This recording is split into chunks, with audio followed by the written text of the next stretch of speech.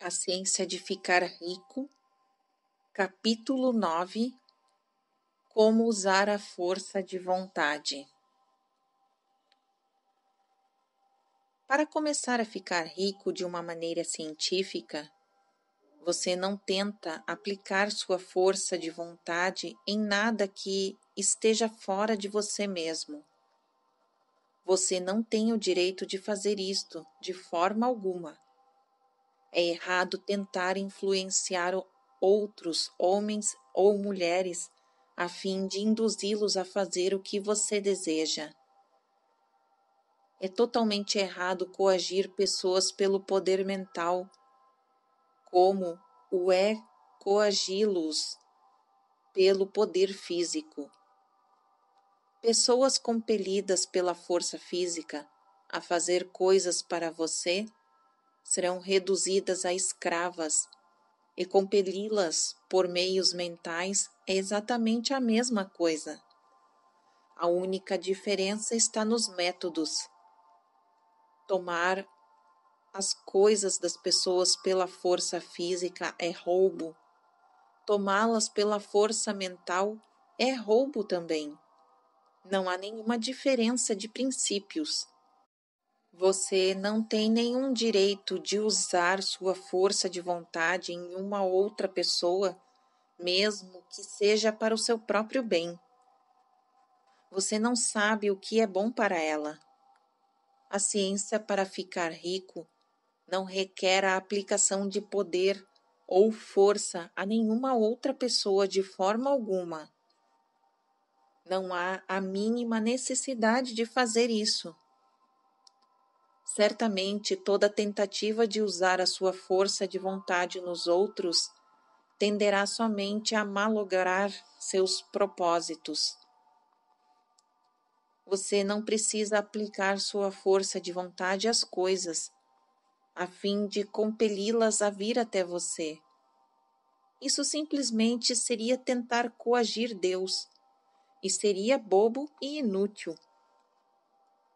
Você não tem que tentar compelir a Deus e dar-lhe coisas boas, assim como não tem que usar a sua força de vontade para fazer o sol nascer. Você não tem que usar a sua força de vontade para conquistar uma divindade hostil ou para comandar suas forças rebeldes e inflexíveis. A substância é amigável a você e está mais ansiosa para dar mais a você do que você possa imaginar em estar para receber. Para enriquecer, você precisa usar sua força de vontade somente em você mesmo. Quando você sabe o que pensar e fazer, você deve usar a sua força de vontade para compelir-se a pensar e fazer coisas certas. Este é o uso legítimo da força de vontade para ter o que você quer. Usá-la para manter-se no curso certo. Use sua força de vontade para manter-se pensando e agindo de uma certa maneira. Não tente proteger sua força de vontade, seus pensamentos ou sua mente para o espaço exterior, para agir sobre as coisas ou as pessoas. Mantenha a sua mente em casa. Ela pode realizar mais lá do que em qualquer outra parte. Use sua mente para formar uma imagem mental do que você quer e para manter esta imagem com fé e propósito. E use sua força de vontade para manter a sua mente trabalhando de uma certa maneira. Quanto mais constantes e contínuos forem a sua fé e propósito, mais rapidamente você ficará rico, porque fará somente impressões positivas na substância, e não as neutralizará, nem as deslocará com impressões negativas. A imagem de seus desejos, presa à fé e ao propósito, é captada pela substância amorfa e a permeia por grandes distâncias por todo o universo. Quando esta impressão é espalhada, todas as coisas movem-se para sua realização. Cada coisa viva, cada coisa inanimada e as coisas mais ainda não criadas são movidas para fazer o que você quer. Toda força começa a ser exercida nesse sentido. Todas as coisas começam a se mover para você. As mentes das coisas e das pessoas em toda a parte são influenciadas para fazer coisas necessárias a cumprir seus desejos, trabalhando para você inconscientemente.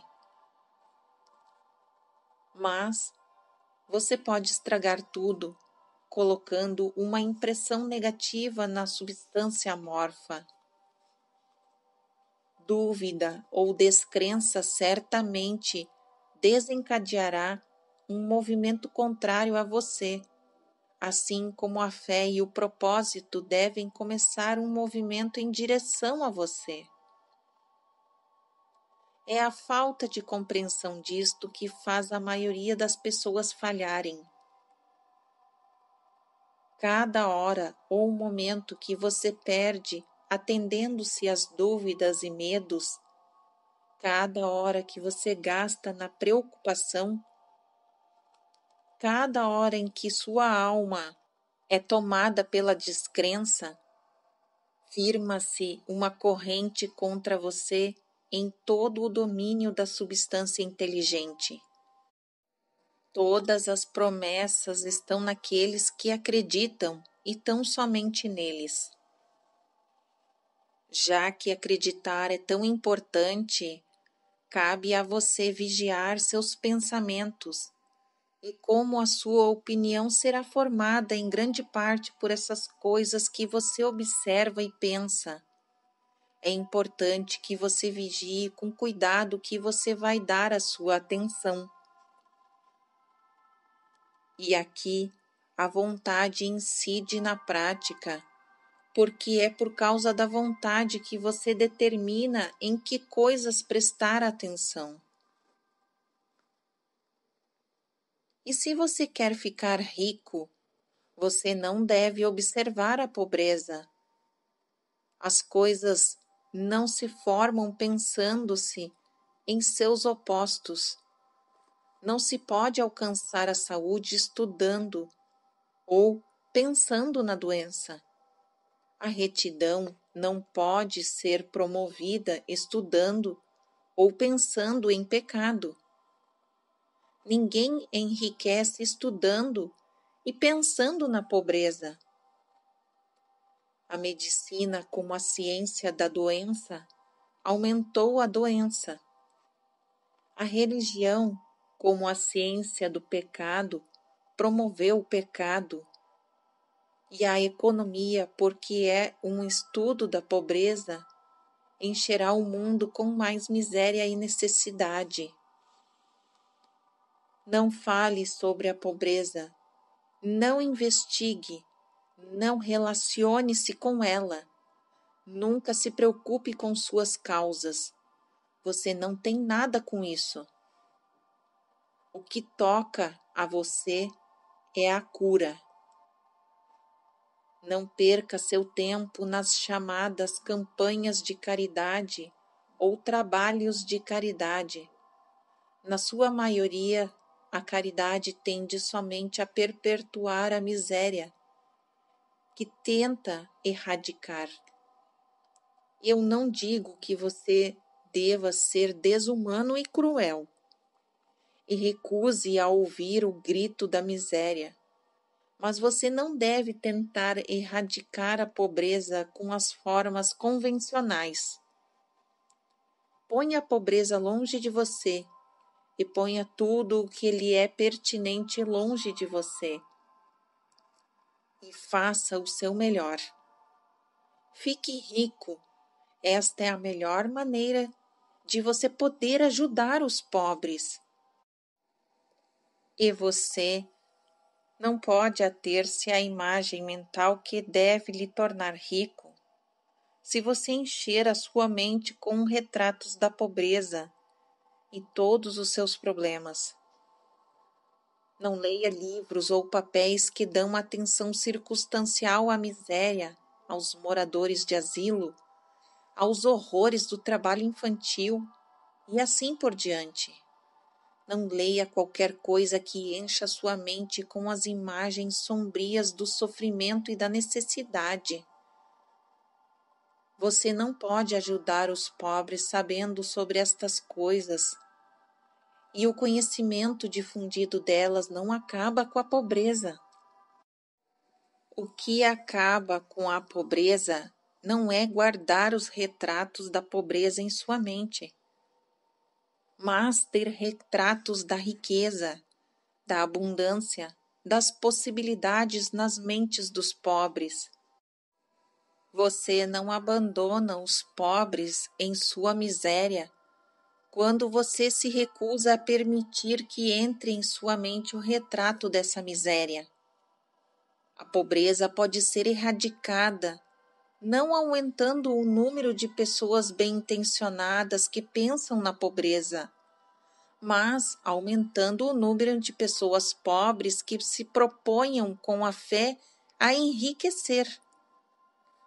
Os pobres não necessitam de caridade, necessitam de inspiração. A caridade dá-lhes somente o pão para mantê-los vivos em sua miséria, ou dá-lhes o entretenimento para fazê-los esquecer disto por 1 hora ou 2.